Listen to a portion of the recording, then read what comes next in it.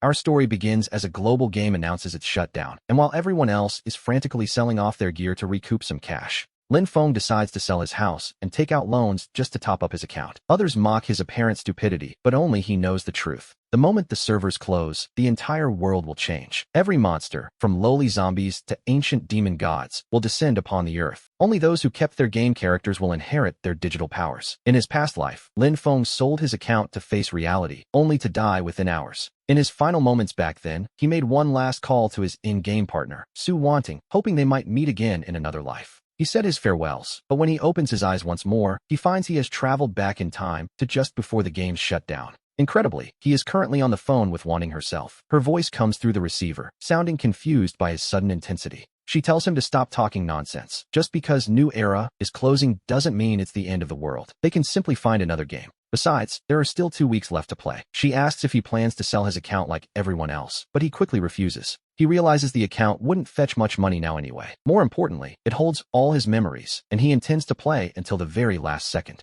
Hearing her give the exact same answer as before, he confirms he has truly returned. When he remains silent for a moment, Wanting's tone shifts. She asks with a hint of disappointment why he isn't speaking, wondering if he really is considering selling his account after all. To her, this world is more than just a game. It is a beautiful memory, and Lin Feng is the most important part of that journey.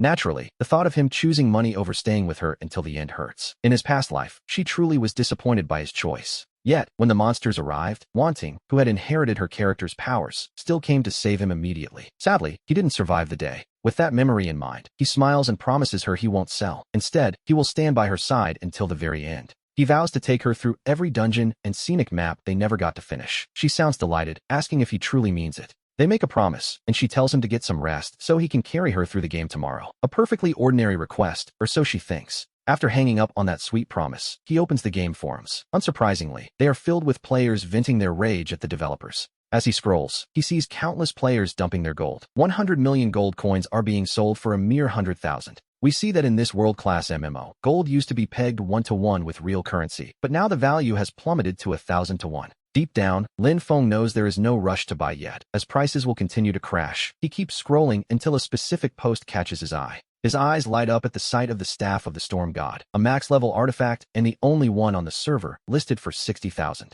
As a mage, he is ready to pounce, only to realize he currently lacks the funds. However, he decides instantly to sell his house tomorrow. After all, once the game invades reality and the monsters descend, even the grandest skyscrapers will be nothing more than rubble before them. He immediately contacts an agent, and since his apartment is in a prime school district, a buyer reaches out almost as soon as the listing goes live. The offer is $3 million in cash, though contracts and fees mean the transaction won't be finalized until tomorrow at the earliest. He isn't worried about the wait, as he has plenty to do, starting with taking out every possible loan, since debt won't matter once the world ends. While the house is still technically his, he enters his information into various lending apps, and soon enough, the approvals start rolling in. He withdraws over $1 million, but knowing this is far from enough, he seeks out specialized high-interest lenders to squeeze out even more. By using the house as collateral again, he secures another $1.6 million. With his pockets full, he calls his old classmate, Fatty Zhang. Before the shutdown, Zhang was a major professional trader in New Era, amassing a fortune of tens of millions over the last few years. But this sudden closure has pushed him to the brink of bankruptcy, and when the call connects, Lin Feng gets straight to the point. He tells Zhang he wants to help him minimize his losses, asking if the trader can source a staggering 1 billion gold coins. He offers to buy it all at market price, leaving Zhang in utter shock, wondering if his friend has truly lost his mind. Zhang points out that everyone is looking for a sucker to dump their gold on, but Lin Feng simply tells him not to worry about the details. He also asks Zhang to find a legendary mage set, rare pet eggs, and even gold-tier eggs. To be honest, he's planning a total shopping spree. Since the fashion market has also collapsed, he instructs Zhang to buy up all the premium skins and every equipment enhancement stone available. Zhang agrees to the deal at market rates and tells him to log in so they can begin the massive transfer of assets. The gold and pet eggs arrive first, and a few hours later, Lin Feng receives the mountain of high-end equipment Zhang has managed to gather. Zhang even threw in some premium fashion sets as a bonus, which we see Lin Feng plans to give to Wanting. By the time he finally logs in, it's already quite late. He immediately sees a message from Su Wanting, asking if he's lost interest in the game, noting that in the past, he never would have logged on this late. She tells him she won't force him to stay if he's finished with it, and that she's willing to follow him to any other game he chooses to play. They have been together for 2 years, and though they've only ever met online, they know each other deeply. After reading her words, he can't help but smile. Without wasting any time, he tells her to open her vault and join his voice channel, instructing her to meet him at the warehouse immediately. He promises to show her something special, and as soon as Su Wanting joins the party and reaches the warehouse, she is stunned by the mountain of supplies. She gasps at the sight of so many pet eggs and the legendary god of law Set, while Lin Feng explains that gathering these was the reason for his delay. He points out that with the market crashing, they can finally afford everything they once couldn't. To be honest, it's the perfect time for a shopping spree. He reaffirms his promise to stay with her until the very last second, insisting they play properly and gather the best gear to build their strength. He plans to take her through the Twin Star Lake dungeon and the Celestial map, but she is more focused on the fact that he bought gear for her too. She asks if it's the legendary moon goddess Set, and he confirms that he's already commissioned someone to source it while they focus on their next task. He wants to focus on fusing the pet eggs, hoping to produce 2 mythical tier pets, but Wanting insists she can't let him spend all the money alone. He couldn't let her spend her own money alone, so he offered up his own savings as a tribute. And just like that, the familiar chime of a received payment echoed from her phone. To his absolute surprise, the transfer is for 6 million. After knowing her for 2 years, he finally realizes his friend is actually incredibly wealthy. He wonders what kind of life she leads if 6 million is just pocket money, but he doesn't press her, knowing this extra capital will be vital. With Wanting's funds, he can now expand his plans, though he suddenly recalls a memory from his past life after the game invaded reality. Back then, Su Wanting had rushed to save him, but was intercepted by a level 90 divine silkworm. For a priest to hold off such a beast alone was incredible. It meant her gear must have been top tier even then, suggesting she would have bought it herself anyway, so he reaches out to Fatty Zhang once more. He sends a voice message to Zhang, telling him to buy every single pet egg available on the market and to begin fusing them immediately. Zhang responds enthusiastically, realizing Lin Feng is trying to corner the entire market, and before long, he has secured over 500 eggs. The pet eggs soon arrived in his account, and we see Lin Feng send them over to Su Wanting so they can begin the long process of fusing them together. In the world of New Era, pets are incredibly powerful combat partners, though they must complement their master's class to reach their full potential. Fusing high-level eggs is an expensive gamble, which explains why top-tier pets are so rare. 10 minutes later, Wanting speaks up in the party channel. She admits that in the past, handling items worth 5 or 6 million would have made her heart race with nervous excitement. But Lin Feng, having already experienced death itself, isn't so easily shaken. As the blinding light fades, a strange, otherworldly cry echoes through the air. A baby stegosaurus appears, its back lined with fan-shaped spikes, a creature known for its legendary defense and its loyalty to its master. Once tamed, it will absorb a massive percentage of the damage meant for its owner. It's quite good, though it doesn't quite reach the extraordinary tier. Wanting, however, is absolutely delighted by how cute it is. Lin Feng has no use for such a pet himself, but he's happy to let her keep it. Since she likes it, he figures it will make a fine mount for her. After that, they return to the eggs, and soon a brilliant, multicolored glow erupts. The light is so intense they have to shield their eyes. Meanwhile, a few players wander into the quiet warehouse area and take notice of the spectacle. One of them shouts to his leader to look at the rainbow egg, while another scoffs, wondering why anyone would waste money right before the server closes.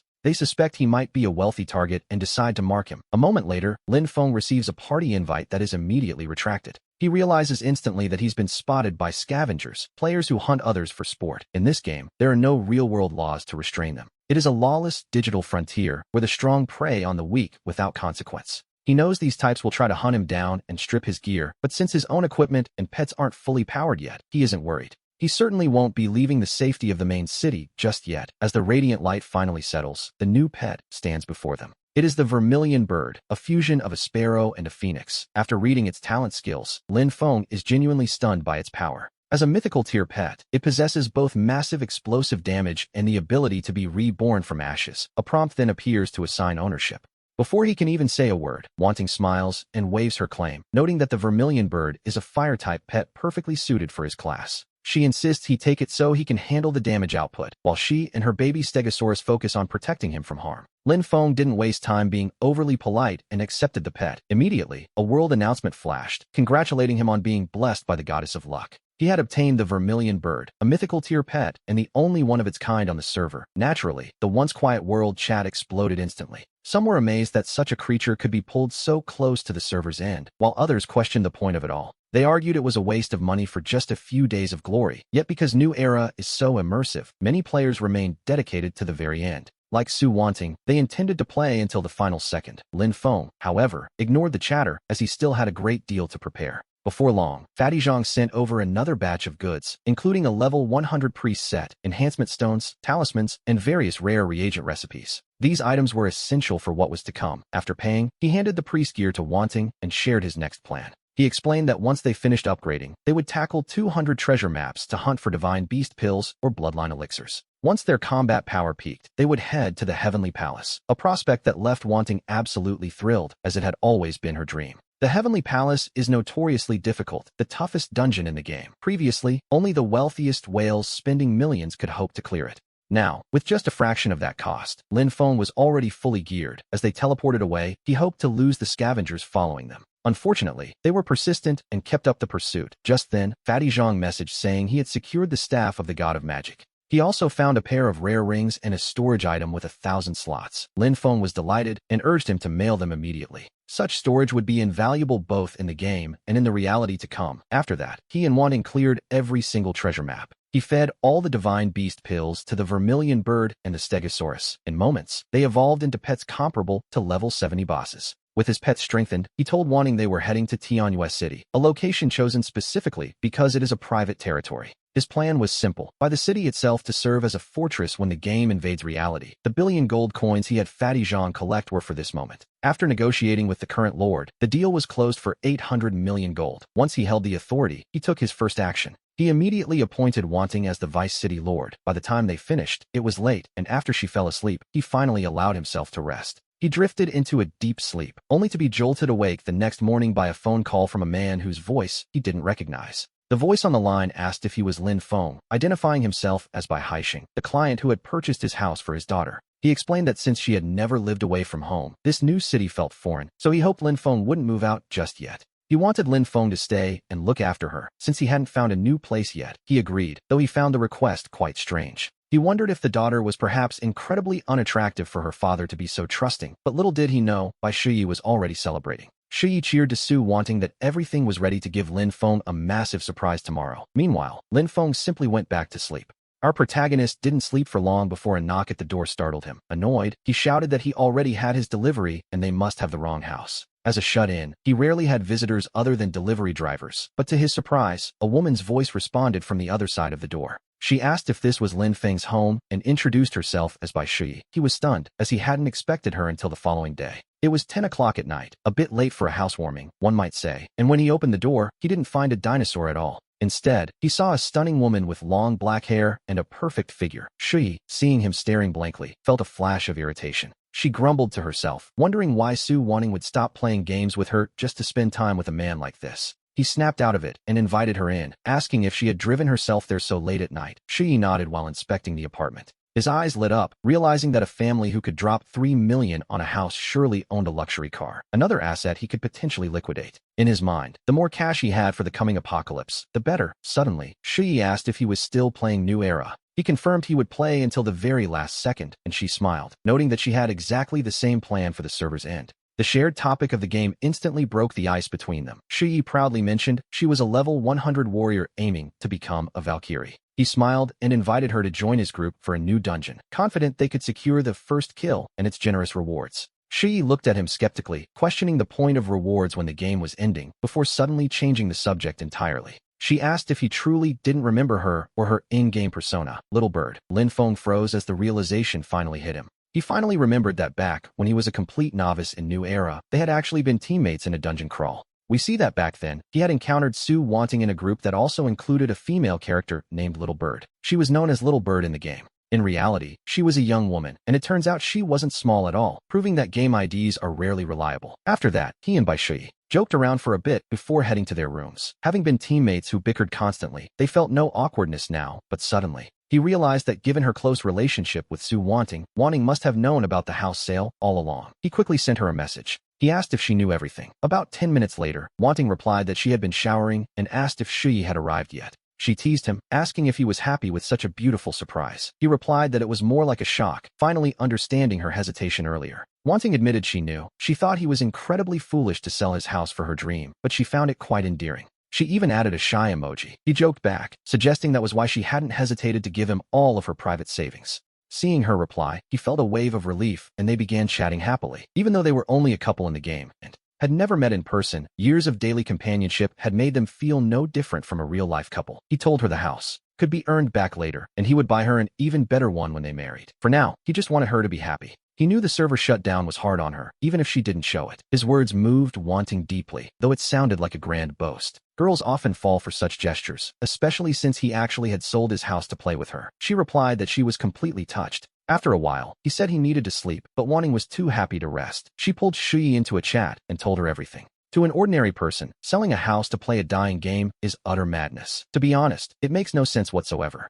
But to a wealthy young woman, this was the height of romance and true love. Even Shui, who usually felt nothing for men, couldn't help but remark that with such a good boyfriend, Wanting wouldn't need her anymore. There was a hint of jealousy in her voice, but as soon as she finished talking to Wanting, Shui opened a different chat window. The contact was labeled as Guild Leader. She sent a message stating that she had found what the guild leader was looking for. The guild leader instructed by Shui to get as much information from him as possible and report back immediately. Shui agreed, then decided to head to bed. She turned off her phone, exhausted from hours of driving, and fell asleep instantly. Meanwhile, Ling Feng found himself unable to rest, knowing what was coming. Tomorrow, the official announcement for New Era would confirm the server shutdown. Prices would plummet, and he needed to use Shui's luxury card to secure more funds. He had to move carefully to avoid drawing attention. After his recent maneuvers, he was certain that some players in the game were already watching him closely. At 8 o'clock the next morning, as sunlight filled the living room, Ling Feng placed breakfast in front of his new roommate, by Shui. Right on time, the official website released the announcement that took every player's breath away. The content was, to be honest, incredibly shameless. The developers claimed the game's core, the Star Stone, was from outer space and had run out of energy. They offered absolutely no compensation to the players. Instead, they made a vague promise about a new version in 5 years. This effectively declared that every account and divine item was now worthless junk. The forums exploded instantly. Devastated players began a desperate campaign of destruction, smashing their divine weapons and burning rare materials in a futile protest. But in the eyes of the reborn Ling Feng, this abandoned data would become life-saving artifacts in just half a month. It was the perfect time to harvest. We see him immediately call his childhood friend, Zhang Chunlin. It was time to put his plan into motion while the world was in chaos. Gold prices had already collapsed. 100 million gold coins now cost a mere 1,000 yuan. Suppressing his excitement, Ling Feng gave Fatty Zhang his orders. He told him to start buying 100 billion gold coins to start. He wanted every top-tier crafting material and rare treasure available at the lowest possible price. Zhang Chunlin pressed him for inside information, but Ling Feng simply gave him a calm warning. He told him there was no inside scoop. However, he advised that if Zhang trusted him, he should keep his own account and stockpile survival items. Hanging up, Ling Feng looked at the screen full of rage.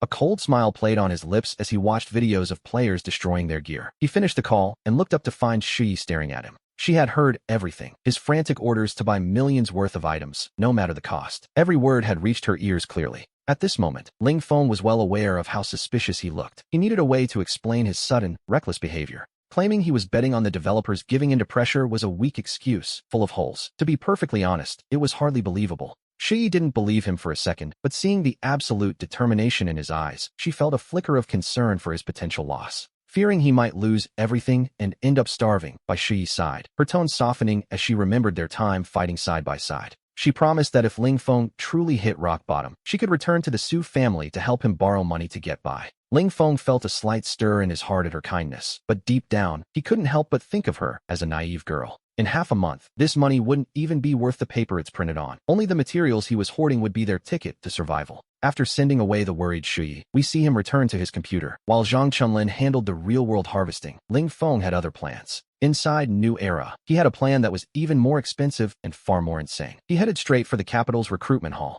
Standing there were 4 top-tier NPCs who had been ignored by players: Forging Master Duan Zhutian and Alchemy Master Yao Linglong. Alongside them were Formation Master Kuei Shan and Tailoring Master Lin Xiaoqiao. In this world, these 4 represented the absolute pinnacle of their crafts. Their recruitment conditions were notoriously harsh, requiring massive amounts of gold and rare materials that no guild had been willing to pay. Now that the server shutdown was official, everyone else was busy dismissing their NPCs to recoup whatever small costs they could. To ordinary players, these 4 were nothing more than high-level code about to be deleted, complete and utter digital junk. But Ling Feng knew better. In 2 weeks, these NPCs would be his foundation. Duan Zhutian, for instance, could forge divine weapons. Yao Linglong could brew pills that brought the dead back to life. With them, his Sky Moon City would possess the only top-tier industrial system on Earth. Without a moment's hesitation, he transferred 500 million gold coins to sign them to lifetime contracts. The system announcement flashed instantly.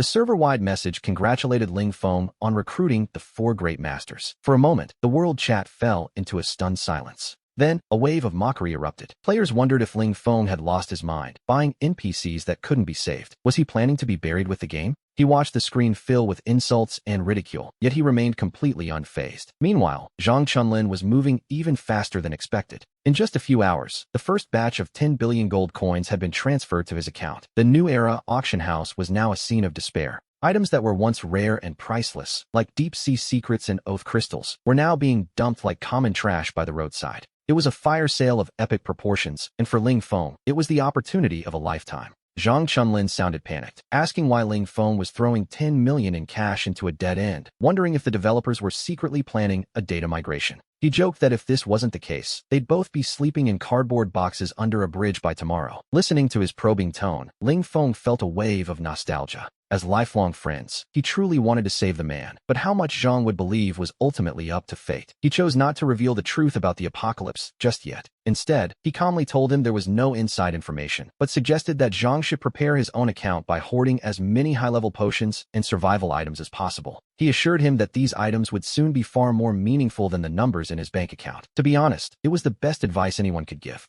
Zhang Chunlin remained silent for a long time before finally gritting his teeth and agreeing. After hanging up, Ling Feng watched his inventory fill with top-tier resources. The blueprint for Sky Moon City was finally becoming clear in his mind. Other players were busy mocking him for being a fool who bought everyone's trash, but they had no idea. In half a month, when the dimensions overlap, these materials they discarded like junk will become the only hard currency capable of buying a life in the new world. With the tens of billions in materials Zhang Chunlin had swept up, Ling Feng turned his attention to the most dangerous gamble in the game, high-level equipment enhancement. In New Era, the risk was absolute. One failure meant the equipment would shatter into dust, which is why almost no one dared to push for maximum reinforcement. But Ling Feng had the forging master Duan Zhutian on his side, along with secret enhancement techniques he had brought back from his previous life. As sparks flew from the anvil, the system notifications began to flash across the screen like machine gun fire. Success at +13. Success at +15. The golden light radiating from the screen was almost blinding to any onlookers. When the final eternal crystal shattered, a bolt of dark gold lightning streaked across the sky.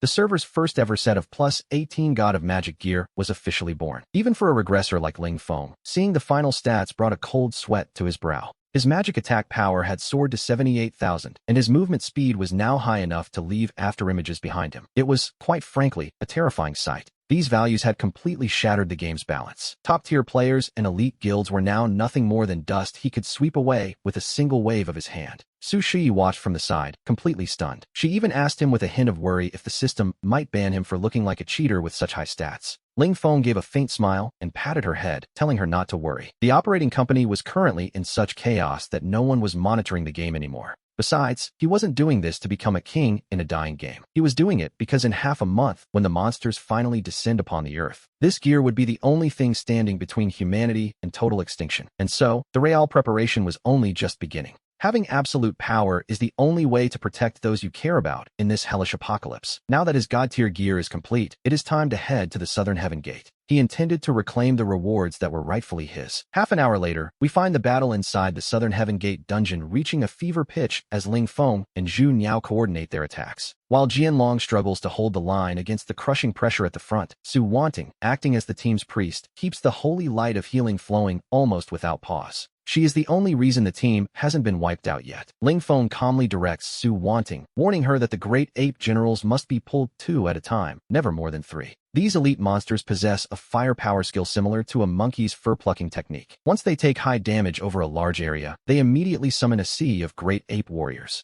Although Ling Feng is now draped in god-tier equipment, if he gets trapped in an endless field of monsters, achieving a 50-minute clear time would become quite uncertain. 10 minutes later, the effects of the storm field and burning heaven ground finally dissipate. To be honest, the battlefield had become a chaotic mess of elemental fury. By now, the corpses of the great apes are piled up like mountains, and both Ling Feng and Su Wanting have seen their levels soar to level 102. However, 3,000 small monsters still remain on the field. Without his large-scale crowd control skills, their efficiency begins to drop sharply, forcing Ling Feng to make a quick decision. He decides to clear the elite monsters first, making the remaining 12 great ape generals his primary targets for a focused takedown. Jianlong steadily holds the monsters' hatred. Ling Feng chains his blade edge with Windsand Flame to inflict a blind effect. Within 5 seconds, he unleashes a staggering 130,000 hits, coordinating with Zhu Niao's flame beads. The combined assault is enough to take them down directly, which, naturally, was exactly what they needed to happen. As they move forward, the remaining monsters begin to ignore Ling Feng's attacks entirely, desperately rushing toward their king. Su Wanting watches with growing concern, noting that the Great Ape King's attack power has reached a terrifying 68,000. She fears Jianlong won't be able to withstand it. Ling Feng's gaze remains hardened. If the line can't be held, they must adapt. He tells her that if things get desperate, he will step up to the front lines himself. The battle erupts in full force at the 35-minute mark. The storm field once again covers the central battlefield as Ling Feng and Zhu Niao rain down damage like a torrential storm. They hammer away at the Great Ape King. When its health drops to 70%, the beast swings a fist in a violent rage, its 10-meter-tall body seemingly cracking the very earth. A massive shockwave ripples through the ground, and Ling Feng's health instantly evaporates by 40%. Suddenly, the entire team enters a state of extreme survival risk. That earth-shattering punch from the Great Ape King completely shattered the rhythm of the battlefield. Looking at his health bar, which is now less than half full, Ling Feng feels his heart leap into his throat. The title of Battle God is clearly no exaggeration when facing this kind of indiscriminate, overwhelming damage. At this stage, it was essentially a dimensional strike. Ling Feng shouted for Su Wanting to ignore him and focus all her efforts on keeping Jianlong alive. By now, fine beads of sweat had formed on Su Wanting's forehead as her staff moved so fast it left afterimages. Jianlong, standing at the front, bore the brunt of the Great Ape King's fury. His health bar was draining like a leaking pipe, even with Su Wanting's staggering healing output under this level of sheer devastation. Jianlong's extraordinary defense began to look quite fragile. Meanwhile, the Great Ape King's health continued to slide, dropping past 50 and then 30%. Every time he lost a chunk of health, he let out a frenzied roar, summoning hundreds, no, thousands, of great apes. The entire central battlefield was now completely filled with a dense, suffocating swarm of monkeys. The situation had turned tragic. Just as the king's health dipped below 20% and he entered his final berserk state, he raised his mountain-like fists high into the air. His targets were the two standing directly in his path, Zhu Niao and Jianlong. After a deafening explosion, dust filled the air. Jianlong, taking the hit head-on, let out a mournful cry as his massive body turned into white light and vanished. He was forcibly sent back to the pet space. Zhu Niao fared even worse. Under the massive physical crushing damage, his health bar was instantly wiped clean. Due to the extreme heat, his entire body exploded into a ball of dark red fire. Su Wanting let out a cry of shock, her eyes instantly reddening. If any other players had been watching this, they would have assumed Ling Feng's dream of a perfect clear was utterly shattered. But at that very moment, a cold, sharp smile tugged at the corner of Ling Feng's mouth. This was the opportunity he had been waiting for. Amidst the drifting ashes, a crystal-clear red orb the size of a fist emerged at the center of the flames, frantically absorbing the surrounding fire elements. The system notification rang out like a thunderclap. Divine Beast Bloodline detected. Zhu Niao had triggered the hidden skill, Nirvana. In an instant, a terrifying pressure swept across the field. The shattered fireball expanded violently, and a new Zhu Niao, twice the size of the previous one, emerged from the shell with burning golden wings. With full attributes and triple damage, his magic power directly broke through the 80,000 mark. The reborn Zhu Niao let out a crisp, phoenix-like cry, exhaling a blast of golden true fire that instantly vaporized the surrounding small monsters and slammed directly into the Great Ape King's chest. Ling Feng didn't waste a second. With bloodshot eyes, he took advantage of the boss being stunned by the Nirvana shockwave. He poured all his mana into his staff, unleashing one final, enhanced blade edge burst that tore through the air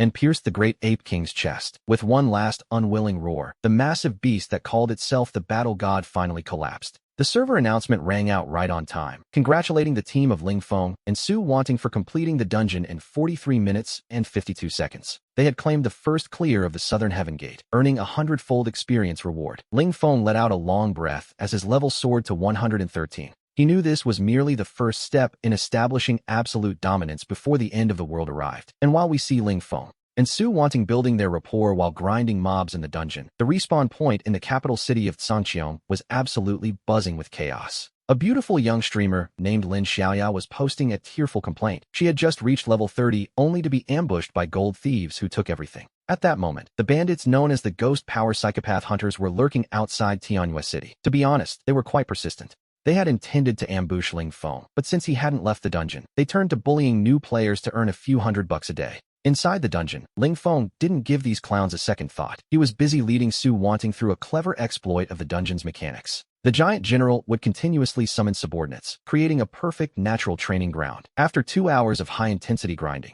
Ling Feng and Su Wanting's levels skyrocketed to 115, while Zhu Niao and Jianlong reached level 120. Fully loaded, they exited the dungeon and logged off for lunch. Before leaving, Ling Feng returned to Tianyue City to place an order for 1,000 sets of handmade gear. His strategy was crystal clear. Top-tier 9-star equipment was rare, but one could extract perfect attributes from a massive volume of handmade items. By using the Tiangong crystals Zhang Chunlin was collecting, he could transfer those stats to mediocre 9-star gear, mass-producing god-tier equipment by hand. In the living room, his roommate Bai Shu relayed a meeting request from the guild leader, Xuanmu. Ling Feng took charge of cooking lunch. His years as an orphan had made him an excellent cook. Bai Shu joked that Wanting would be very lucky in the future. After eating, Ling Feng logged in and added Xuanmu. This top female guild leader possessed incredible emotional intelligence. She didn't try to pressure him, but instead asked for his thoughts on the game's compensation. Ling Feng gave her a cryptic answer about preserving accounts. Ultimately, Xuanmu not only agreed to let Bai Shu join Ling Feng's team, but she even applied to join the squad herself. Ling Feng welcomed the addition. Just then, a massive package arrived in his mail from Zhang Chunlin. It contained 1,000 Tiangong crystals priced at 80,000 and 100 rare pet eggs for 100,000. Ling Feng paid the 1.3 million without blinking. Zhang Chunlin sent a message complaining that Yi Tenglong was still mocking Ling Feng in the class group chat, which had annoyed him so much he simply quit the group. Ling Feng simply smiled at the news, instructing Kai to keep driving prices down and sweeping the market. As for those 100 colorful eggs, Ling Feng had no intention of letting them go to waste. He recruited a large group of trainers at the City Lord's mansion to raise them all. His goal was to build a beast legion capable of crushing everything before the game's reality invasion began. In the world of Vision, a player can normally field 3 pets, but by using Beast Mastery to boost spirit stats, one could control hundreds. More importantly, a possessed pet can provide up to 45% of its total attributes to the player. Ling Feng spent 60 million gold in Tianyue City to secure a breeding base, hired 30 top-tier trainers, and began a frantic egg-opening spree. 100 colorful eggs were opened all at once. While no mythical beasts appeared, he did pull 6 pet group banners and 4 epic tier pets. Ling Feng placed the perfect quality pets into the base for cultivation after binding each one to himself. Then, he carefully selected 3 epic tier pets to give to Su Wanting, including a tank, a warrior, and a mage, perfectly fixing her weakness in solo damage output. As for Ling Feng himself, he chose 2 divine pets focused on survival and control. One was the Snow Girl, a high magic control type, with ice stasis survival skills and immunity to negative status effects. The other was the Flying Mouse, an assassin pet with terrifying speed.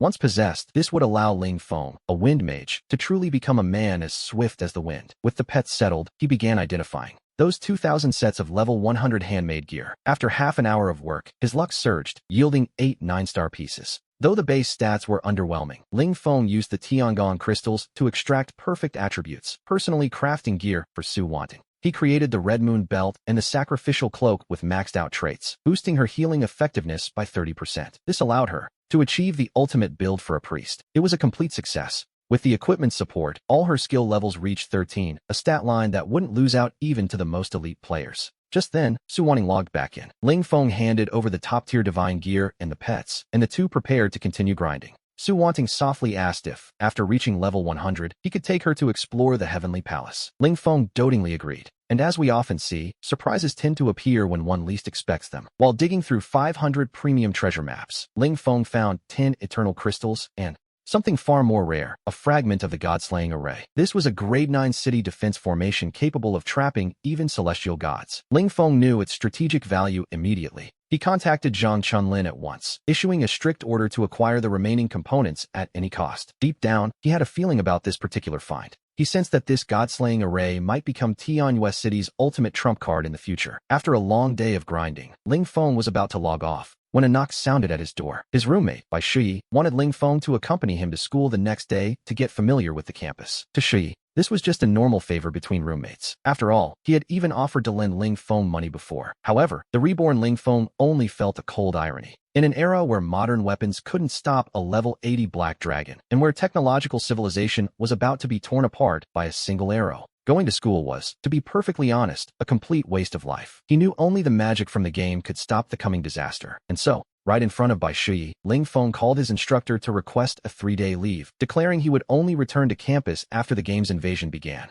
The next morning, April 16th, only 12 days remained until the end of the world. Ling Feng took a moment to inventory his growing assets within the game. Tianhua City was now packed with resources from 100 warehouses, over 90 high-tier pets, and 3 massive NPC legions of knights, warriors, and mages. We could say his preparations were reaching a peak. His next objective was singular: clear the new dungeon and fully equip his pets with the best gear available. Upon logging in, Ling Feng joined Su Wanning's party. Shuema and the Petite by Shi were already there, having waited quite some time for the group to assemble. While they waited for the final member, Zhang Chunlin, to log on, Ling Feng learned some rather dramatic news about the situation back in the real world. Apparently, their class group chat had exploded. The instructor had singled out Ling Feng for his long-term absence, criticizing him in front of everyone.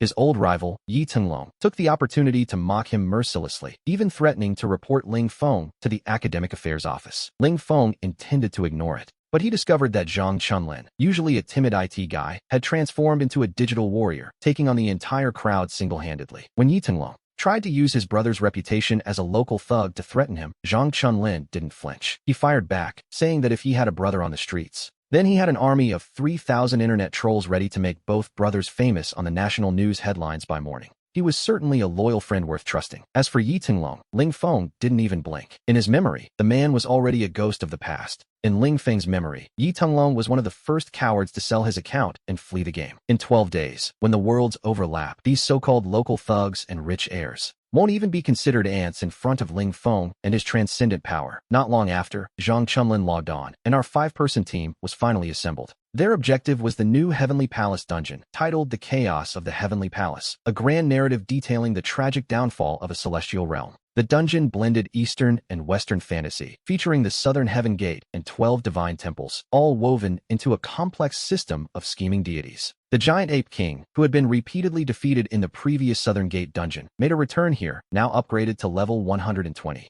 With 2 million health points and enough attack power to instantly kill Ling Feng, he wasn't alone. 11 other demons, including Balrogs and Hydras, joined the fray.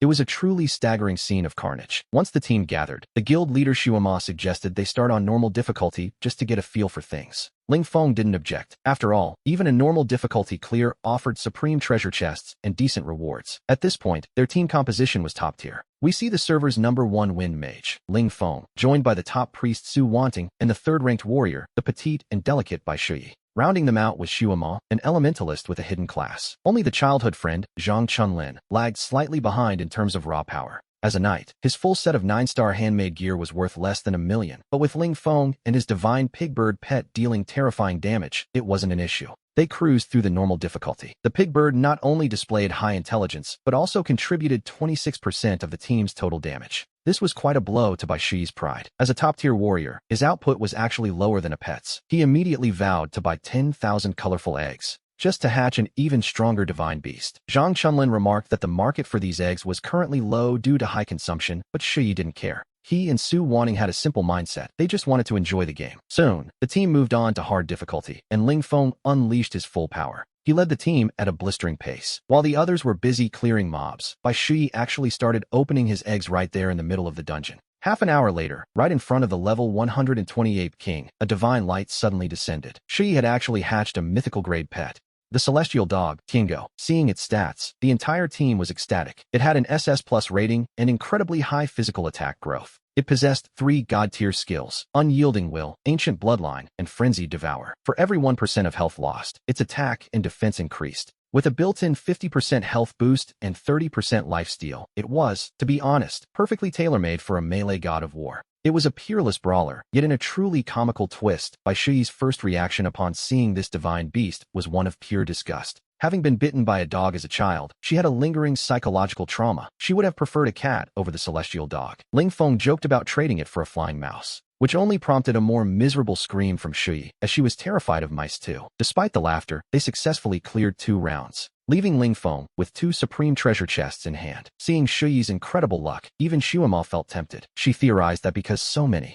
influencers were consuming eggs right now, the drop rate for divine beasts had spiked. Ling Feng, in high spirits, announced their goal for the day. They wouldn't stop until they had farmed 8 supreme treasure chests. Who could have guessed that a top-tier, high-stakes dungeon would turn into a casual unboxing site for our team? Under Ling Feng's lead, they swept through hard and nightmare difficulties with ease, and the pile of supreme treasure chests continued to grow. Zhang Chunlin eagerly joined the unboxing craze, but luck, it seems, was simply not on his side. After opening 50 eggs and getting only one legendary, he painfully vowed never to spend another cent. Meanwhile, Xiaoma and Bai Shui, our two wealthy ladies, took advantage of the pre-merger market crash to snatch up thousands more colorful eggs. At this moment, the rate of resource consumption in Fantasy Era was staggering, as players everywhere poured out 20 years of savings. This massive burn rate actually pushed the probability of high-tier pets to a new all-time high. Stop opening eggs and focus, Ling Feng commanded as the team stepped into the most terrifying challenge yet. Hell difficulty. This version of the Heavenly Palace was eerie. The first 11 bosses, once their physical bodies were destroyed, turned into spirits and fled toward the final map. Shuyi and Xiaoma were puzzled, wondering if the bosses were simply unkillable at this level, but Ling Feng sensed an opportunity. This was likely a new mechanic unlocked after level 120. Before the final throne, the grand finale began. The giant ape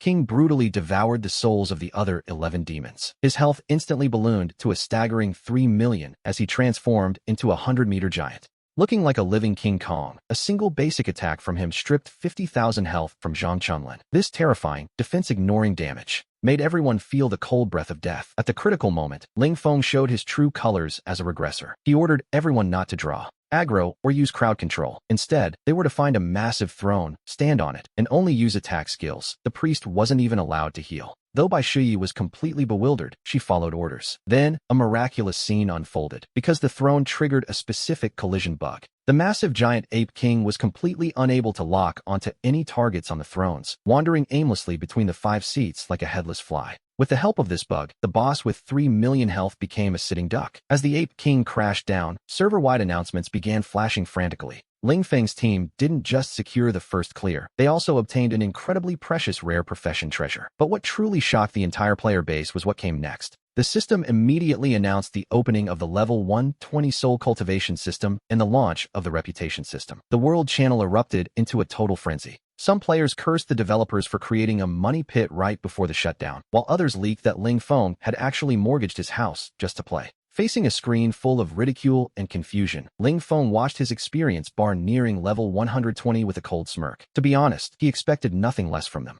At a time when most people had already given up hope, only he knew that this so-called soul cultivation was the true capital needed to face the coming apocalypse. Ling Feng became famous overnight, but not because of his skills in Fantasy Era. Instead, he became known as the world's biggest fool. With the game announcing a permanent shutdown and no compensation, Ling Feng's mysterious decision to sell his property and borrow millions to top up his account was leaked. This revelation by his classmates instantly ignited public opinion, turning him into a viral sensation for all the wrong reasons. The online comments were almost entirely negative, and Ling Feng was quickly labeled as brain-dead, mentally challenged, and the ultimate sucker of the gaming world. However, in an era where traffic is king, even negative fame is still fame. Ling Feng soon received a flood of interview invitations from various media outlets. The school's Joke Stop program wanted to interview him. Longhai TV's Modern Youth segment invited him to record, and even the Quyin platform reached out. Quyin even offered a signing bonus of 800,000 to bring him on board. When a health supplement brand mockingly asked him to endorse their brain-boosting pills, Ling Feng simply hung up. He did, however, accept the contracts from the TV station and Quyin headquarters. Meanwhile, the class group chat had completely boiled over with the news. Yi Tenglong and the others, who had been sarcastically mocking Ling Feng, turned green with envy upon learning he was going to be on national television. Even his childhood friend Zhang Chunlin, who had a crush on Jiang Tingting, managed to get an interview invite through Ling Feng's connections, making him shout with joy.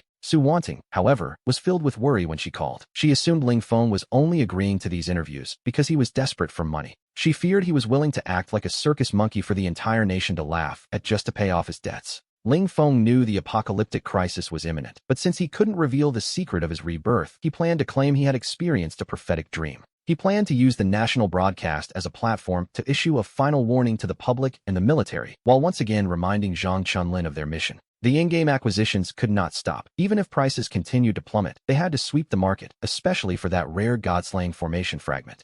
He was willing to pay 10 times the market price to secure it, as these materials were his ultimate capital for the coming upheaval. Wednesday, the day of the recording, finally arrived. Our story continues as Ling Feng, labeled the world's biggest fool, didn't appear destitute, as everyone expected. In fact, he seemed remarkably composed. He calmly stepped into his roommate Bai Shui's private car. Before leaving, his childhood friend Zhang Chunlin called to report on their progress. A large number of gaming studios were dumping supreme saturation items on the market. Ling Feng's eyes lit up, as these were core materials for top-tier pet equipment. Faced with a fixed price of 1,000 per unit, Ling Feng showed the cold ruthlessness of a seasoned businessman. He offered 600 and not a penny more. He told them to take it or leave it, knowing the items would be worthless once the servers closed. To him, this wasn't just about hoarding goods. It was a stepping stone to recruit elite gold farmers. Bai Shi, watching Ling Feng throw money around so aggressively, couldn't help but ask if he had some inside information. Ling Feng simply laughed it off, keeping the secret of his rebirth to himself. However, as the car left the complex, they were blocked by Yi Tenglong and his brother. Yi Tenglong's brother, a local thug named Yi Tinghu, stood by as Tenglong arrogantly demanded that Ling Feng repay his debts immediately. Facing the heavily tattooed Tenghu, Ling Feng remained unervingly calm. He pushed away the stun baton Shi offered and stepped out of the car alone. He saw through the situation instantly. Tenglong was simply jealous of his viral fame, while Tenghu was worried his famous debtor might skip out on the bill. Ling Feng ignored the shouting Tenglong entirely and presented Tenghu with an ultimate temptation. He offered to repay the loan in 1 month instead of 3. Furthermore, he promised an extra million in interest. He gave Tenghu a choice: listen to his brother and cause trouble, or walk away with a massive profit. In the face of such profit, family loyalty proved to be quite fragile. Tenghu didn't hesitate for long, demanding that Ling Feng sign a new IOU for 3 million on the spot. Ling Feng complied and even took a moment to mock Tenglong, calling him nothing more than a dog meant to take hits for others. Tenglong was absolutely livid. When Tenglong tried to get physical, Tenghu, determined to protect his new cash cow, delivered a sharp backhand slap to his own brother's face. He forced a humiliated Tenglong to bow and apologize, calling Ling Feng Brother Feng. Ling Feng watched this display with an expressionless face. He drove away, having won this psychological gamble and secured more time to prepare. At this moment, he was one step closer to his national address. We find ourselves only half an hour away from the studio where Ling Feng plans to issue his doomsday prophecy. Facing the Yi brothers and that $3 million IOU, Ling Feng signed without a second thought. Inside the car, Bai Shi was utterly baffled, asking if he really intended to pay an extra million just for that slap. Ling Feng simply smiled. Deep down, he knew the Yi brothers wouldn't see a single penny of that money, because by the time he returned from the capital, the world would have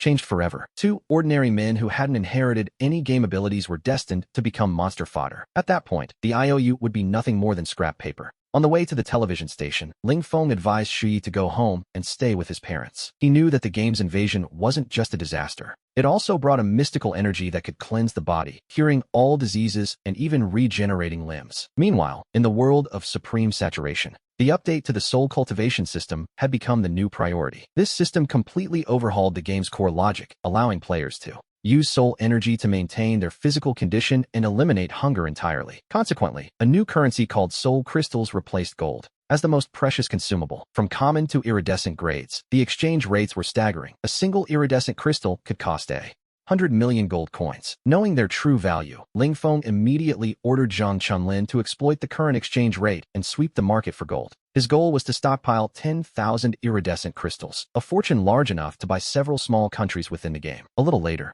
Ling Feng stepped into the Longhai TV station to record Youth of Today. To be honest, the recording process was anything but smooth, as Ling Feng openly addressed the Dragon Country military on air, demanding they enter the game to strategize. The director was so terrified by his bold statements that he broke into a cold sweat and briefly paused the recording. Ling Feng, however, remained remarkably firm, asking what would happen if his dream were true. He even offered to take full responsibility. Ultimately, the director chose to compromise, and the recording was completed. We move forward to April 22nd at the Longhai City Airport waiting lounge. With only 5 days left until the invasion, Ling Feng put on his helmet to log in while waiting for his flight. By now, thanks to the iridescent crystals, his soul cultivation level was firmly ranked first on the server. He had not only obtained 3 sets of god-tier pet gear, but his magic attack power had officially surpassed the 100,000 mark. What surprised him most was a hidden class certificate dropped in the Hell Dungeon, the Skywalker. This was an incredibly versatile and high-difficulty class. Once he changed jobs, he would be able to engage in close-quarters combat or cast spells from a distance.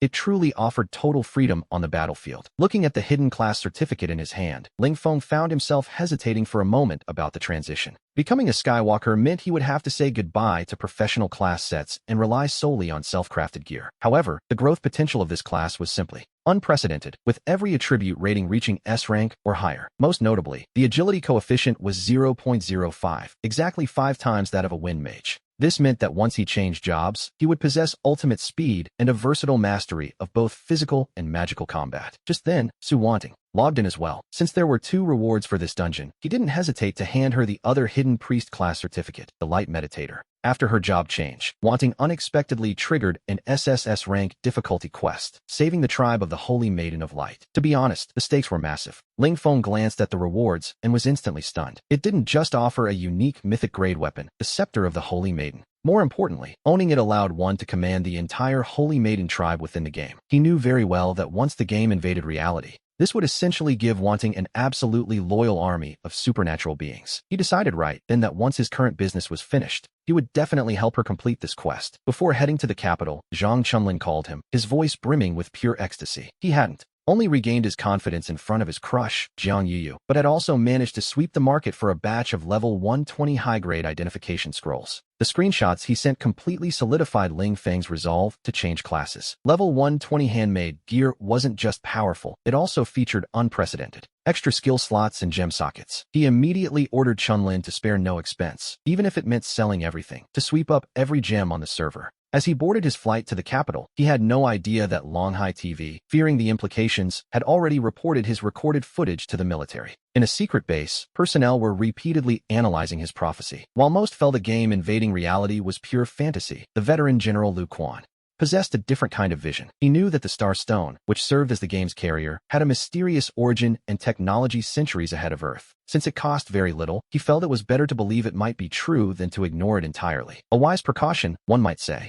General Lu finally made the call to allocate a modest budget, ordering local garrisons to send a reinforced company into supreme saturation to create accounts. If Ling Feng could see this scene, he would be shocked to discover that the dignified General Lu Quan bore a striking resemblance to his in-game partner, Su Wanting. The gears of fate had begun to turn violently at the intersection of reality and illusion. At the capital's Kuaishou headquarters, Ling Feng began the first live online interview of his life. And this is where we see his influence truly begin to take hold. The live stream for the internet's most famous sucker had just begun, and viewers already exceeded 100,000. Sitting across from Ling Feng was the host, Luo Li, an influencer with 30 million followers. Under the heavy filters and thick makeup, Luo Li appeared sweet and charming, but Ling Feng remained completely indifferent, his heart unmoved. Faced with sharp questions about why he sold his house and spent millions on a dying game, he calmly replied that it was all for a dream, to prepare for a world about to change forever. He even made a shocking statement during the broadcast.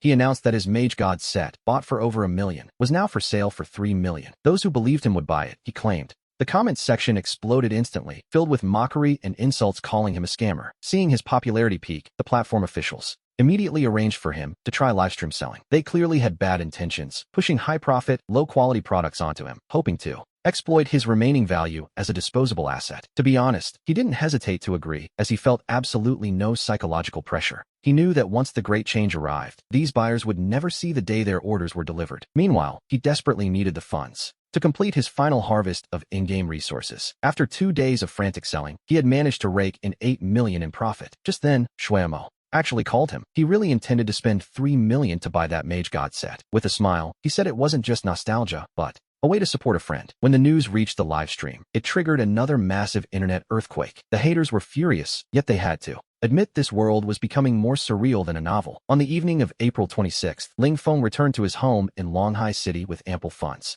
There were only 24 hours left until the game invaded reality. He immediately put on his helmet and entered the game. The crafting of level 120, God-tier handmade gear, his Skywalker class change, and Su Wanting's SSS rank hidden quest all had to be completed within this single day. Outside, the neon lights of the real world remained brilliant, but inside his gaming pod, he gripped his weapon, waiting quietly for that moment to arrive. To craft the ultimate 9-star handmade equipment, he exhausted nearly all of his material reserves. He didn't just mobilize Zhang Chuanlin's studio to place orders in every major city. He also borrowed $6 million from Baishui. Combined with his earnings, he swept up every gold coin on the market. Orders for 10,000 sets of level 120 gear were scheduled for tomorrow morning. This was his final gamble. On the morning of April 27th, the moment he opened his eyes, he sensed something was wrong. Longhai, a city near the equator, this coastal city, usually warm and tropical, was suddenly buried under a heavy snowfall. Outside his window, dark clouds loomed over the city as a biting wind cut like a knife. The news was filled with reports of freak weather, a super tsunami hitting the west, and fist-sized hail falling across the east. Even more bizarrely, global warships were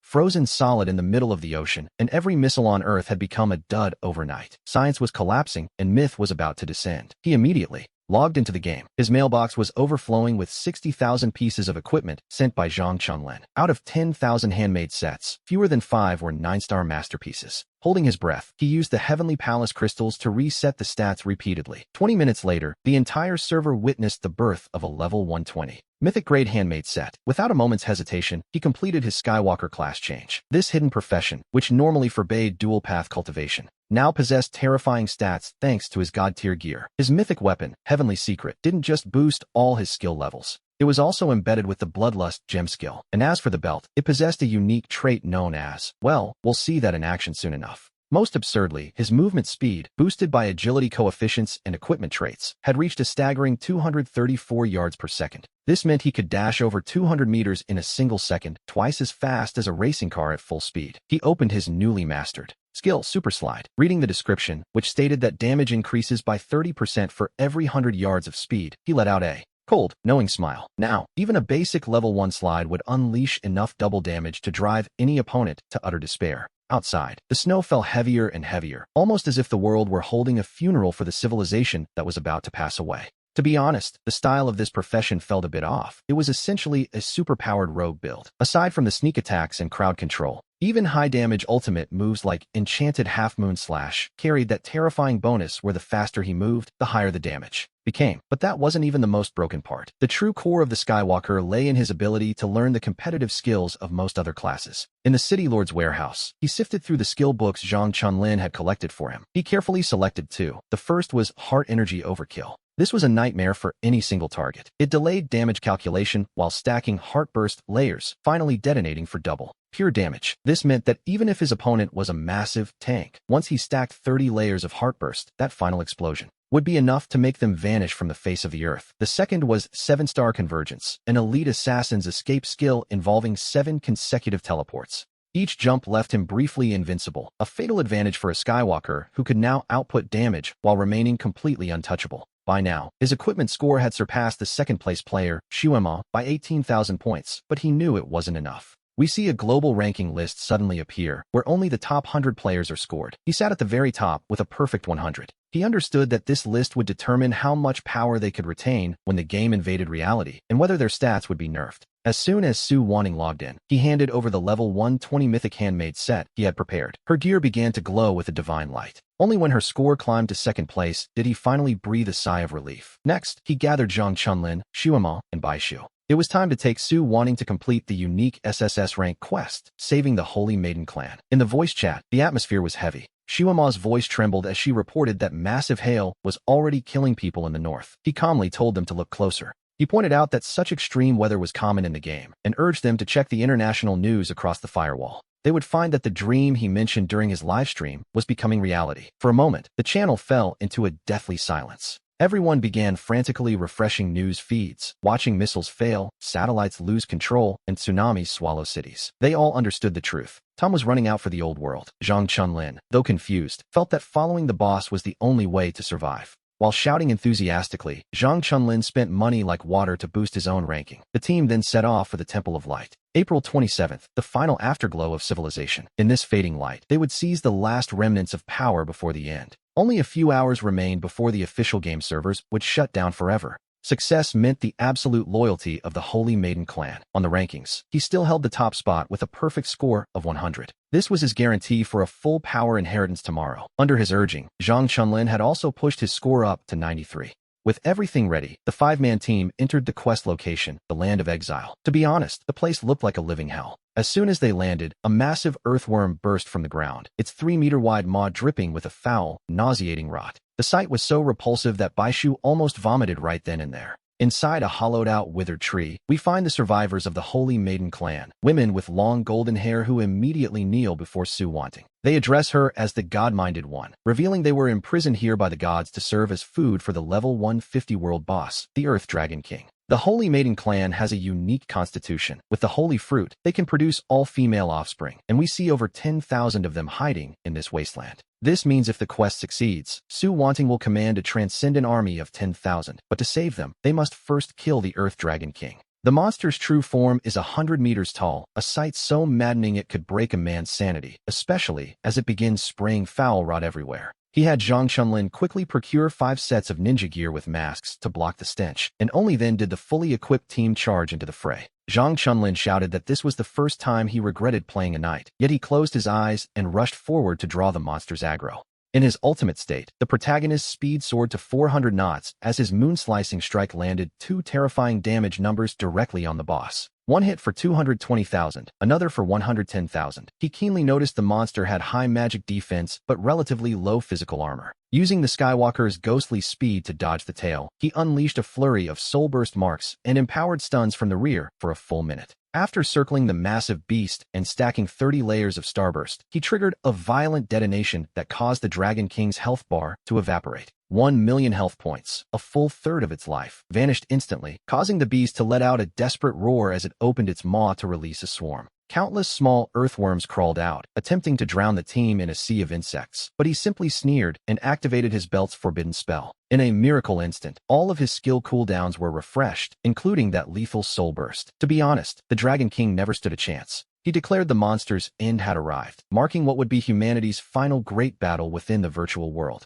Despite its size, the Earth Dragon King was little more than a glorified queen bee, and its spitting attacks were useless. In under 2 minutes, it was over. The beast collapsed with a thunderous crash, dropping leather materials and, most importantly, the key quest item, the scepter of the Holy Maiden of Light. The moment Su Wanting grasped the scepter, a shockwave tore through the land of exile, and 10,000 holy maidens emerged from the trees. As holy light pierced the heavens, we see the high priestess, Kong Yen, suddenly skyrocket in power until she reached level 180. She had stepped into the so-called Third Realm, and from her, he learned a truth that would overturn everything players thought they knew about level 120. We learned that level 120 is merely the beginning, as levels are nothing more than containers for the soul. Only through reincarnation can one break the level cap. This allows the soul to reach the divine realm, or even the supreme celestial realm. With time running out, he had Su Wanting settle the Holy Maiden clan in Sky Moon City. Meanwhile, he pried a forbidden cultivation shortcut from Kong Yen, the act of devouring souls. It was a dangerous path, to say the least. Kong Yen warned that devouring monster souls would breed inner demons, but with no time left, he charged alone into the chaos of the Heavenly Palace. He entered a state of violent harvesting. The moment he crushed and swallowed the first soul fragment, the system notification brought him a sense of wild exhilaration. The sound was music to his ears, confirming his gamble was paying off. He surged to the 5th stage, gaining a massive boost to all attributes and 10 precious skill points. His attribute panel was now glowing with a golden light. His soul had truly ascended, yet a faint unease lingered in his heart. A server-wide announcement revealed the shutdown was happening earlier than in his past life. It was an hour ahead of schedule. Perhaps his own actions, the butterfly effect in full swing, had accelerated the merging of the two worlds. At 10:50 p.m., he sent Su Wanting one final message. No matter what happens after logging out, call him immediately. He wasn't taking any chances. Then, at exactly 11 o'clock, the game screen went instantly dark. Everything was pitch black for a heartbeat. Suddenly, a crisp phoenix cry echoed in his room. He turned to see the vermilion bird landing on his headboard, its wings flickering with real flames. The flying squirrel nuzzled his arm, while the snow girl stood guard like a beautiful ice sculpture. He looked down at his hands in disbelief. The heavy mythic set was now perfectly equipped on his body, and every muscle teemed with an overwhelming, transcendent power. Outside, the world had descended into chaos, with neighbors' screams echoing through the air. He gripped his weapon, Tianji, with a cold, knowing smile. The game had finally invaded reality. The transition was complete. He expected Su Wanting to be the first to call, but it was Zhang Chunlin. The man was panicking, begging for help at the school. He couldn't find Yu, and a level 100 monster had appeared. Even as a knight, Zhang Chunlin couldn't hold the line alone. Chunlin roared through tears, his voice nearly drowned out by the thunderous collapse of buildings in the background. Lin Feng sighed, knowing he had to push his friend to hold on. He told him that as long as it wasn't a boss, he could handle it, and to protect their mentors and classmates until he arrived. Immediately after, Su Wanting called. Her voice was trembling as she realized his warnings had actually come true. He calmly reassured her, telling her to stay put and not move from her home. The world map had completely changed, rendering satellite navigation useless. He warned her not to wander off until he could pinpoint Sky Moon City's new location and come for her. After hanging up, we see him receive news of Bai Shiyi's desperate situation. She was leading the Mahai City garrison in a brutal struggle against sea monsters. There was no more time for talk. He smashed through his window, leaping out into a neighborhood that had become a hunting ground for hundreds of griffins. The monsters were swarming the basketball court, tearing through everything in a frenzied bloodlust. The sight of the carnage made his blood boil with a cold, righteous fury. He commanded the Vermilion Bird and Snow Girl to protect the civilians while he, wielding the divine weapon Tianji, dove straight into the fray. Every swing of his blade was met with the agonizing wails of griffins. The Vermilion Bird breathed out soul-searing flames that instantly lit up the night sky over the complex. Meanwhile, the Snow Girl became a living blizzard, freezing every monster around the basketball court into solid ice sculptures. To be honest, it was a beautiful, if terrifying, sight. After saving the crowd, he didn't wait for their apologies, turning into a streak of light as he and his pets raced toward the university. Longhai University was already a field of ruins. The military units stationed there were fighting to the death, but most had only inherited level 70 powers. Against level 100 monsters, the casualties were devastating. Zhang Chunlin, mounted on a glowing warhorse, used a taunt skill to draw the attention of dozens of beasts. He screamed Jiang Yuyu's name into the chaos, but then the earth began to tremble violently. A massive shadow loomed over the campus. A 100-meter-tall dark demon dragon, a level 80 boss, leveled the teaching building with ease. The survivors in the gymnasium fell into utter despair.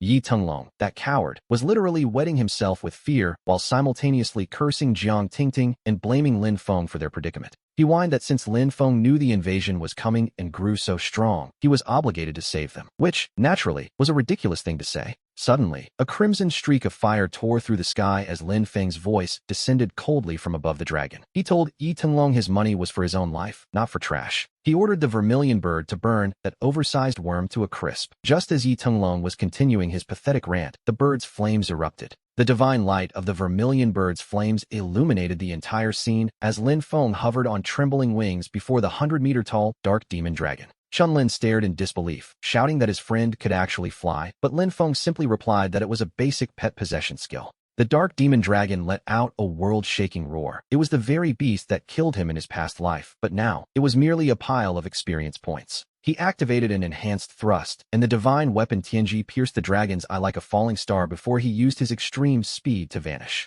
Moving at 400 yards per second, he circled behind the beast, landing a perfect combo of shield and sneak attacks while the dragon's breath missed him entirely. With a final, terrifying burst from his twin bows, the 100-meter behemoth crashed to the ground. He then skillfully harvested its wings, eyes, and claws. He stored the loot in his ring, though he noted with slight regret that the dragon's level was too low to produce a soul form. He then turned to Chunlin. He ordered Chunlin to lead the military in escorting the students while he cleared the path, slaughtering every monster in their way as they raced toward the north. The planet was expanding violently, its surface area increasing 100-fold as new lands rose from nothing, and we see Sky Moon City standing silently ahead. Inside the convoy, Yi Tenglong was still shouting nonsense about how Lin Feng owed him money and was obligated to save him. To be honest, it was pathetic. Chunlin laughed in pure frustration, immediately transferring 3 million to the man and telling him to take his filthy money and get out. In this new era where order had collapsed and strength was everything, money had become useless. Chunlin tossed Yi Tenglong out like a common stray.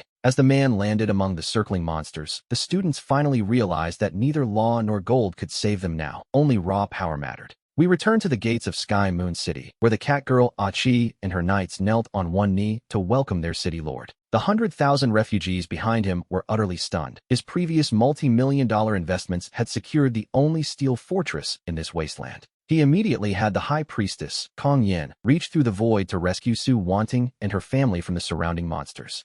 In less than a minute, Su Wanting appeared and embraced him tightly, ignoring everyone's stares as moonlight bathed the walls of their new home. This place had become the only sanctuary for miles, but the commander of the rear guard, Long Lin, arrived with a suffocating report. He informed the city lord that Longhai City had completely fallen, and millions of monsters were now converging on Sky Moon City from all sides. Commander Long Lin gripped his military communicator tightly as he delivered the news that the entire region was being swallowed by the darkness. Global military headquarters were being attacked one after another as the planet fell into paralysis, and the once prosperous cities began to drift apart as the world expanded. They had become isolated islands. Su Wanting gripped Lin Feng's hand, her eyes filled with worry for her grandfather, General Lu Quan, who was still at the Jiangling base. Communication was impossible. Looking at the 100,000 refugees who had just entered the city, Lin Feng coldly announced to the crowd that Sky Moon City was a place of freedom. Anyone could stay or leave, but those who stayed had to follow his orders. He declared Zhang Chunlin the vice city lord, meaning Chunlin's word was now law. No one would stop those who wished to go, but once they stepped outside the gates, their lives were their own responsibility. In this era of collapse, there was no room for hesitation. He appointed Chunlin to lead the 3 major legions to guard the city, while he himself had to face a far more terrifying threat that was emerging. A distress signal had arrived from Baishui. Zombies had appeared in Mahai City. Intelligence from Shui Mo also confirmed that a level 110 necromancer boss was rising. The monster was busy transforming the living into an army of the dead. Lin Feng turned to the two elders, Kong Yin and Kong Lin, and offered an irresistible bargain. If they helped rescue General Liu, he would grant the Sanctus clan their own territory and unlimited access to Sky Moon City's trial tower. A fair trade, all things considered. With the deal struck, Kong Yin took Su wanting to find the general, while Lin Feng sprouted his wings and flew directly toward the chaos of Mahai City. If the zombie virus created by the Lion Insect King were to spread, Sky Moon City would be doomed. As he entered the ruins of Mahai, the scene was devastating. Everywhere he looked, there were broken walls and walking corpses with vacant eyes, their throats emitting high-pitched, piercing screeches that echoed through the streets. Meanwhile, on a ruined rooftop in the city center, Baishui was trapped. Despite being a Valkyrie, she was being betrayed by 3 of her own teammates. Du Li, Wang Jin, and Chen Yi. These 3 were notorious, desperate ones from the game, scoundrels who specialized in murdering others for their wealth. They laughed, noting that the level 120 boss was weakened and the beautiful girl was injured, meaning all her top-tier equipment would soon be theirs. The psychopath named Wang Jin lunged toward Baishui with a sneer. She leaned against her companion, Tiando, struggling to resist, but she was at her absolute limit. Lin Feng's voice rang out coldly from the shadows of the alley, mocking the insects who had targeted him in the game and now dared to show their faces in reality. He stepped forward slowly, dressed in his elegant white spring rain outfit. With the divine weapon Tianji in hand, he was flanked by his pets, the vermilion bird and the snow girl. Wang Jin screamed in terror and tried to flee, but the snow girl instantly used her freezing abilities to lock him in place. To be honest, he never stood a chance. The vermilion bird's consecutive fireballs then blasted him until he was coughing up blood. Seeing the tide turn, the 3 cowards desperately retreated into the zombie horde. As the cowards fled toward their nest, Lin Feng didn't bother chasing them. Instead, he teleported behind the mangled level 120 giant boss. A single reinforced sneak attack finished the beast, and as it collapsed, a powerful soul energy tried to escape, but he snatched it midair. He immediately activated his cultivation technique to devour it, and in that moment, the bottleneck within him shattered as his soul reached the 6th stage. His level rose to 121. He had chosen to let those desperate ones go for now, prioritizing the harvest of this weakened level 120 giant. After devouring its soul, he could feel a surge of vital energy crashing through his veins. After all, this was the first true boss soul he had taken in reality. Nearby, Baishui was on the verge of death, so Lin Feng decided to use her as a bit of a test subject, feeding her a potent recovery pill. Seeing the effects were slow, he gave her a super recovery pill, and he felt much more relieved as he watched the Valkyrie quickly return to full strength. Next, we see them tear through the streets to hunt the level 70 boss, the Stone Insect King, a creature that was manageable in the game, but a nightmare here. In reality, it could produce an endless supply of zombies. Once it fell, Lin Feng looted a sinister item called the Star of Return. While they fought through the endless nests of monsters, Lin Feng suddenly looked up and saw several figures standing high above the clouds. He felt an inexplicable, heart-stopping pressure from them, a power far exceeding a level 150 boss, just as an ancient terror emerged from the sea. A massive creature of unknown level rose from the waves. Even 100-meter-long giants seemed like mere snacks in its gargantuan maw.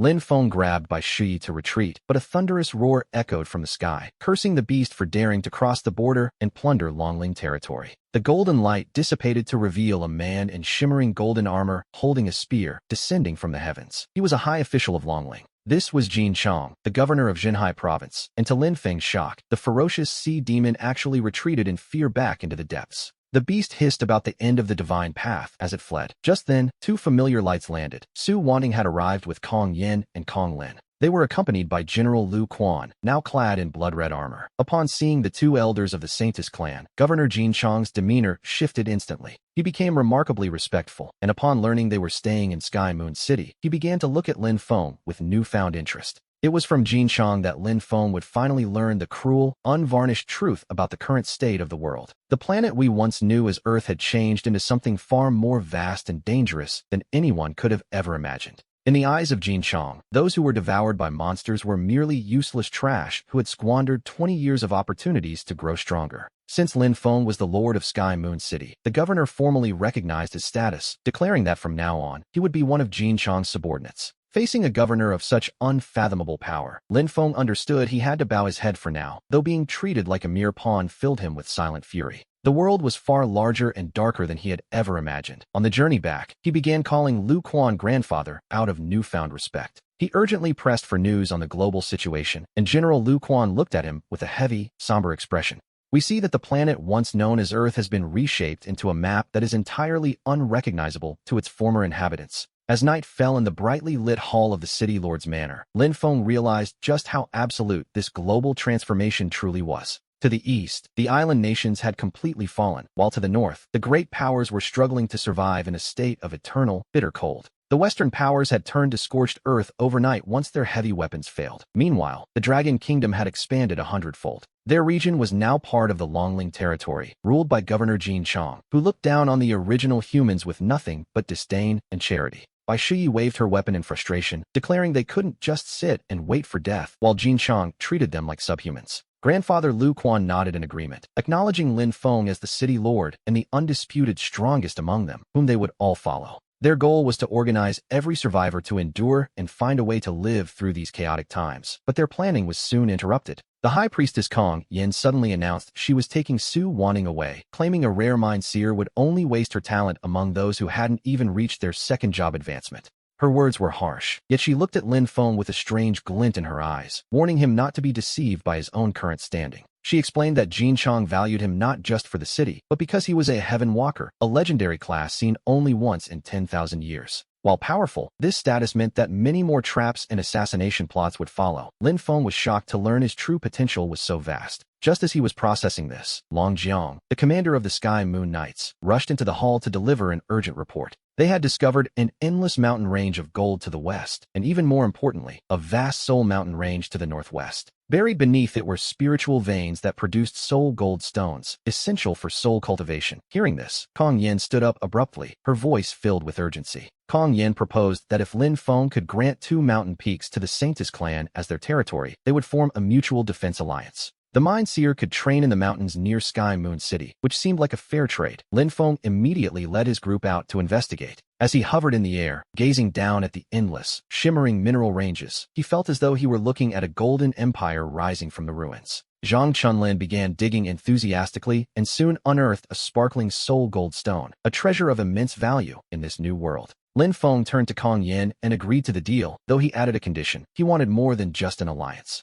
He insisted that his city's elite disciples be allowed to train with her clan, while his own poetry love tower would be fully open to the Saintises. On this first day of the Blue Planet's cataclysm, he now possessed a city and a mine. His stockpiled mythical materials and pills were his greatest assets. He immediately ordered the 3 major legions to occupy the mining area, announcing to everyone that they could now mine for their own future. The city lord's manor would only take a 10% tax, leaving the remaining 90% to the miners, a generous offer, to be sure. Furthermore, they could exchange their or for divine equipment and advanced skills, a revelation that instantly ignited hope among the 100,000 refugees. In this cruel era of interdimensional invasion, Lin Feng intended to use these 2 spirit mines as a lever to spark the rise of humanity. As the rules of Sky Moon City were established, the city transformed into a massive experiment in survival and growth. He wasn't running a charity. He provided housing, mentors, and protection, but the people had to earn their keep through labor and skill. Whether mining or choosing a sub-profession, it was a cold but absolutely fair exchange of resources for survival. That night, at 11 o'clock, several magnificent flying vessels descended upon the city square as Governor Jin Chong returned, accompanied by a woman named Mia.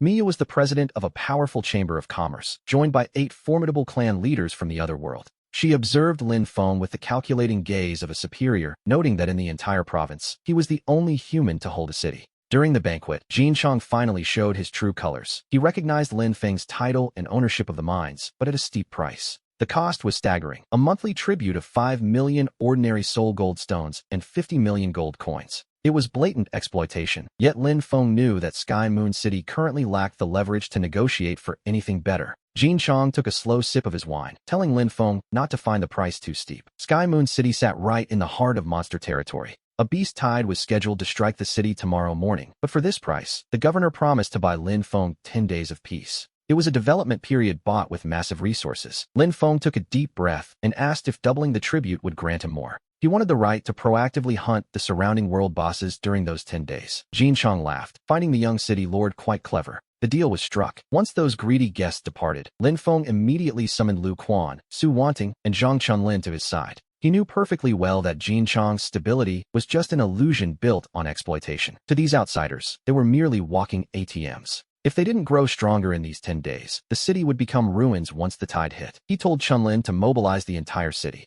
They would mine by night and level up by day, recruiting 20,000 apprentices to mass-produce equipment. Time, as always, was of the essence. The goal was for the main force to reach level 30 within 10 days. Just then, Bai Shui arrived with some rather troubling news.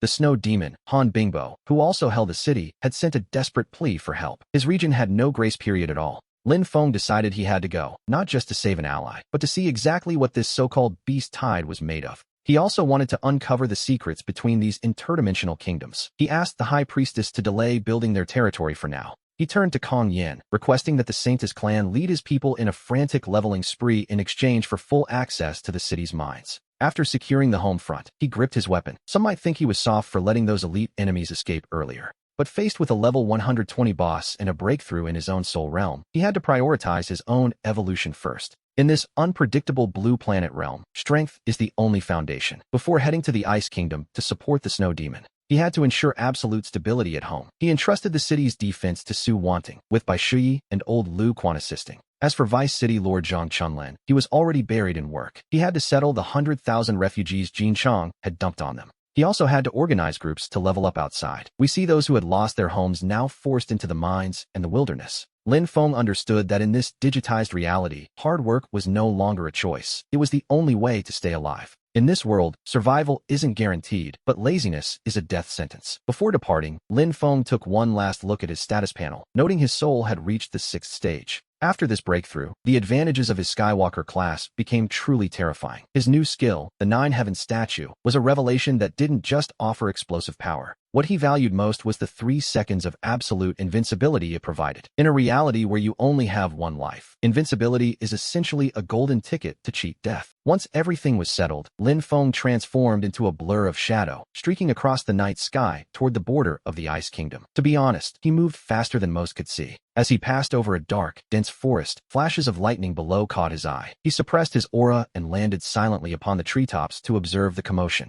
Below, a young girl who looked like a petite doll was being surrounded by 3 rough-looking men. We see the tension rising as they closed in on their prey. Wang Jin, Chen Yi, and Du Li. Lin Feng's gaze turned cold as he recognized them. It was those persistent, desperate ones again, appearing like a bad, recurring dream. The girl, Lin Xiaoya, looked barely 20, but her lightning spells were surprisingly well practiced. It was clear she had spent a fortune on her skills before the game became reality. She told the scumbags she wasn't afraid of them, though her voice trembled. Despite her fear, the lightning crackling in her hands was very real and very loud. Wang Jin laughed, telling her they wanted her high-grade equipment first, and then they would take care of her delicate self. It was a truly repulsive display of arrogance. He added with a twisted grin that killing her would be a perfect gift for Lin Feng, which, naturally, was the exact moment he should have stopped talking. Lin Feng let out a cold snort and stopped hiding. Just as Wang Jin was savoring his cruel triumph, he felt a sudden, icy chill at the back of his neck. In the instant their forms crossed, the heavenly sword precisely sliced through the man's defenses. A single touch, a single strike, and it was a total one-shot kill. Du Li and Chun Yi were scared out of their wits as Lin Feng stepped slowly from the shadows, his sword dripping. He calmly asked if they were the ones with a surprise for him. They screamed his name in terror and tried to flee in opposite directions. But trying to outrun a Skywalker is, to be perfectly honest, a complete joke.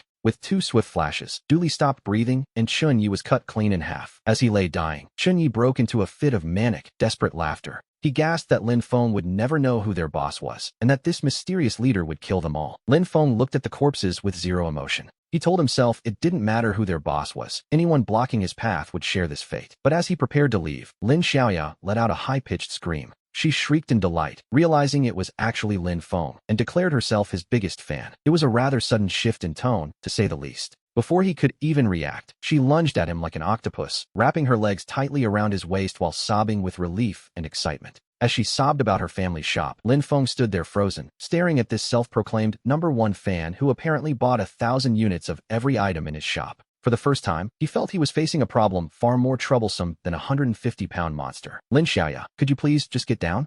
He patted her head helplessly, but she refused, crying that she had finally found him and was far too scared to let go. And who could blame her, really? Looking at her phone's order page, which was nearly out of battery, he rubbed his temples. With a beast tide approaching this wilderness, he couldn't exactly leave her behind. It seemed his journey to the Ice Kingdom would now include a tag-along. At 6 in the morning, we see them finally reaching the border of the Dragon Bell Kingdom. Behind them, Skyjoy City was finally back on track. But Lin Feng knew that a single isolated city wouldn't be enough for humanity to survive this new world. To endure, the people of Blue Star had to unite. Thus, he decided to cross the Yellow River and head toward Ice City to support his ally, Xuanmu. Along the way, he carried Lin Xiaoya on his back, pushing his mechanical speed to a staggering 500 yards per second. Even so, the expanded world felt impossibly vast. At the border checkpoint, we encounter the guards of the Ice Kingdom for the first time, a group of platinum-armored elves whose beauty was almost otherworldly. The female general, Miao Air, watched him with a gaze full of both majesty and deep suspicion. "Skywalker," she warned, "I hope you are only here to visit a friend."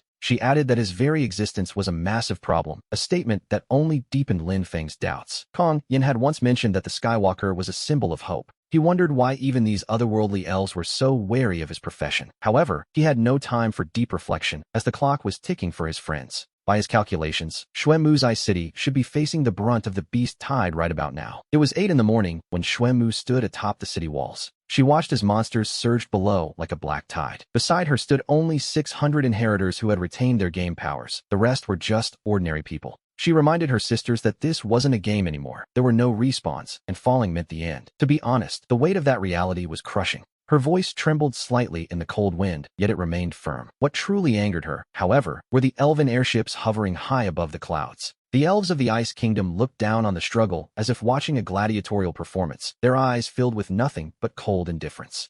They clearly had no intention of helping. The battle erupted instantly, and while the first 10 waves of monsters were low-level enough to handle, things soon escalated. By the 10th wave, a level 80 dark magic dragon appeared. Xuanmu led a desperate charge, using the city's heavy artillery to narrowly slay the beast. But starting from the 11th wave, the level and number of monsters began to grow exponentially, beginning with a flood of level 55 minions. Hordes of monsters slammed into the city walls in relentless waves, causing Ice City's defensive barriers to ripple and flicker. By the 19th wave, the reinforced stone finally began to crack. A massive breach tore open in the wall. Knowing their families and parents were right behind them, the soldiers of Ice City prepared to plug the gap with their own bodies. The military commanders let out a roar that shook the heavens. In this moment of absolute desperation, the soldiers didn't hesitate to leap from the walls to form a human shield. They built a first line of defense out of pure courage, a tragic sight that instantly galvanized everyone. Mages accelerated their chanting, and the priest's healing spells became a blur of motion. But just then, a clap of thunder exploded in the sky. A colossal beast, standing dozens of meters tall and wreathed in crackling purple lightning, came stomping through the mountain rock. It was a level 120 critical thunder beast. Xuanmu couldn't believe her eyes. How could a level 120 boss possibly appear during only the 20th wave?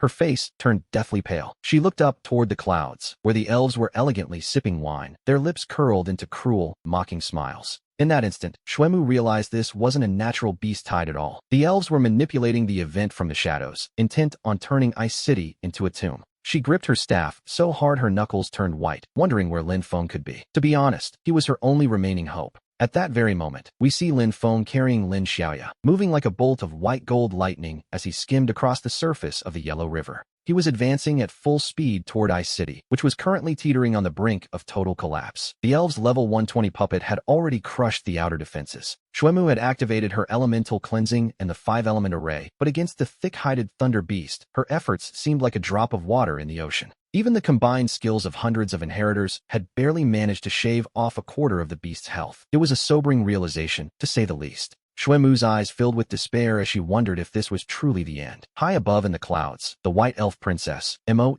watched the carnage with cold indifference. The male elf beside her even remarked that watching the weak struggle was a form of cruelty. They were already preparing to leave, waiting for Ice City to become a ruin. Just as everything hung by a thread, a streak of white light cut across the horizon. Lin Feng arrived, carrying Lin Xiaoya on his back as he activated his limit star dive. Before the elves could even react, he had already flickered through the air, appearing instantaneously behind the massive thunder beast. Xuanmu's scream of "Lin Feng is here" reignited hope throughout the city. He didn't waste a single word, immediately activating his soul burst kill. Combining his 7-star energy with teleportation effects, he left a trail of afterimages across the battlefield. With his soul rank 6 stats, his twin bows were devastating. Every backstab tore away a massive chunk of the Thunder Beast's health. In just 30 seconds, he had stacked 30 layers of his burst kill state. And then, he struck. With a sudden, violent detonation, the once invincible Thunder Beast let out a piercing cry of rage as its 100-meter-long body crashed heavily to the ground. It was an instant kill, a true one-shot, and the entire city erupted in a mountain-toppling wave of cheers, with some girls even shouting that they wanted to marry him.